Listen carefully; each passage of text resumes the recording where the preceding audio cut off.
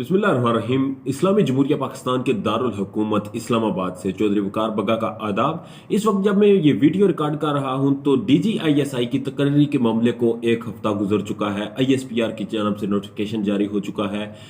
Army chief ने ये appointment की है और इसके बाद जो हमारी सिविल गवर्नमेंट है जिसने पहले नैब का मामला बनाया, उससे पहले इन्होंने आर्मी चीफ के एक्सटेंशन के जो कानूनी तकाजे पूरे किए थे जिसमें पूरे मुल्क में उनका तमाशा बना। अदलिया को भी उन्होंने साथ ही फिर घसीटा इस मामले में। उसके बाद अब जो DGISI का मामला है इस पे भी उन्होंने एक बार फिर से कहना शुरू कर दिया है कि कानूनी तकाजे पूरे किए जाएंगे। आज की ये वीडियो बनाने का बुनियादी मकसद यह है कि ये चीज समझने की कोशिश की जाए कि जो मौजूदा गवर्नमेंट है जिसको पाकिस्तान तहरीक इंसाफ की गवर्नमेंट कहा जाता है, ये गवर्नमेंट किस हद तक कानूनी तकाजे पूरे करना चाह रही है और इनका माजी किस नौयत का है और कितने इन्होंने कानूनी तकाजे पूरे किए हैं।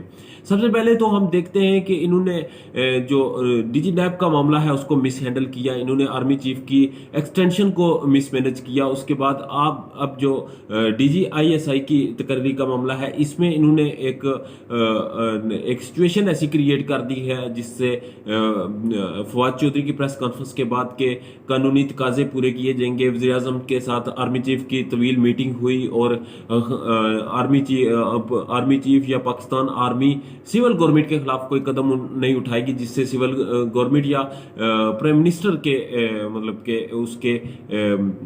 उसके इज्जत में, उसके वकार में कोई फर्क आए। और इसी तरह से उन्होंने कहा कि प्रेसिडेंट हाउस की तरफ से भी कोई ऐसा कदम नहीं उठाया जाएगा जिसमें मिलिट्री के तल्लुकात खराब हों या मिलिट्री पे, पाकिस्तान की अफवाज पे किसी किस्म का हर्फ आए। और तासर देने की कोशिश की गई और बज़ाहिर एक स्क्रिप्टेड तासर देने की कोशिश की गई कि हमारे सारे तल्लुकात ठीक हैं, हमारे अंदर कोई इस तरह के खराबी नहीं है। और फिर भी दूसरी तरफ देखें तो प्रेस कॉन्फ्रेंस करके कहा जा रहा है कि हम कानूनी तकाजे पूरे करेंगे और हम इसको जो तकर्री है इसको हम इसको देखेंगे और इसको रिव्यू करेंगे एक तरह से।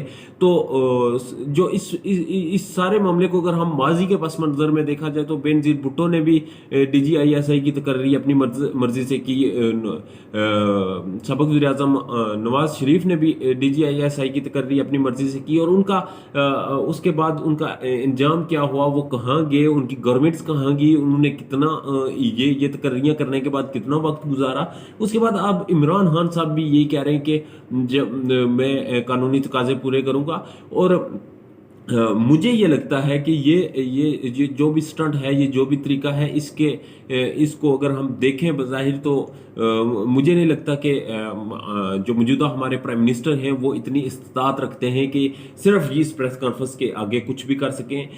ये मामले को सिर्फ लटका रहे हैं, इसको 2-3 दिन लटकाया जाएगा। उसके बाद मुमकिनात है कि जिस तरह से आर्मी चीफ की एक्सटेंशन के मामले में कानूनी तकाजे पूरे किए गए थे वही कानूनी तकाजे आज भी पूरे किए जाएंगे DGISI की तकर्री पर भी।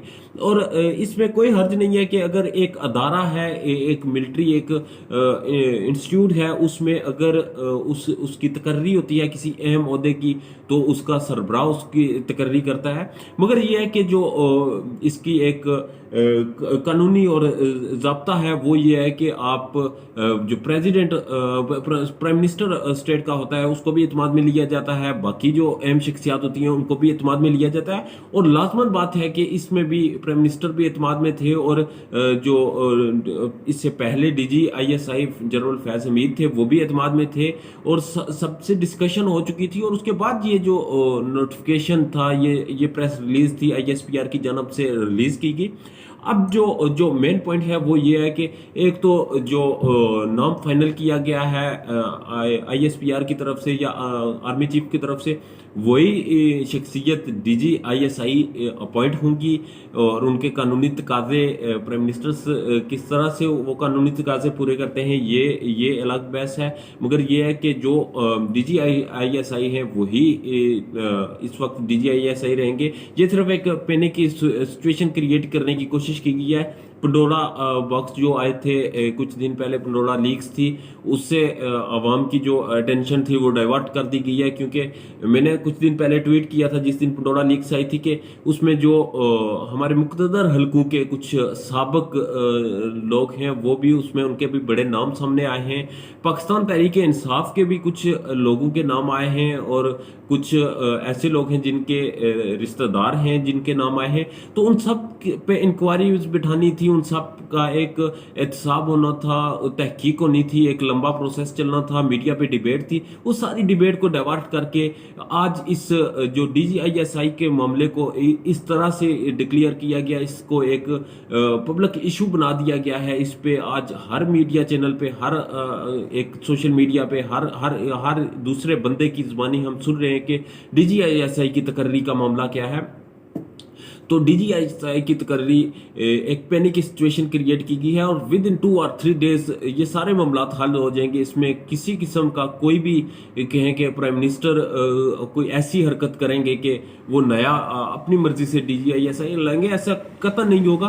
मगर ये है कि प्राइम मिनिस्टर की गवर्नमेंट है कि अब ये एक गौरतलब बात है कि ये अपना टेन्योर पूरा करती है या फिर इस तरह की हरकत जो है वो इसका बायस बनती है इनकी गवर्नमेंट खत्म होने का। उस दिन मैंने ट्वीट भी किया था, उसमें भी मैंने वाज़ेह तौर पे ये लिखा था कि प्राइम मिनिस्टर अगर पंडोरा लीक्स जो आई हैं उन पे अगर तहकीकात करते हैं, और तहकीकात वो खालसन वैसे करते हैं जैसे वो गवर्नमेंट में आने से पहले जिस तरह से बातें किया करते थे, अगर वैसी तहकीकात करते हैं जैसी वो बातें करते थे, उन बातों के रिलेटेड उन्होंने अकॉर्डिंगली कोई काम अभी तक तो नहीं किया। अगर तहकीकात उस नौयत की करते हैं जिस नौयत की वो बातें करते थे, तो मुझे नहीं लगता कि कुछ दिन भी इनकी गवर्नमेंट चल सकेगी।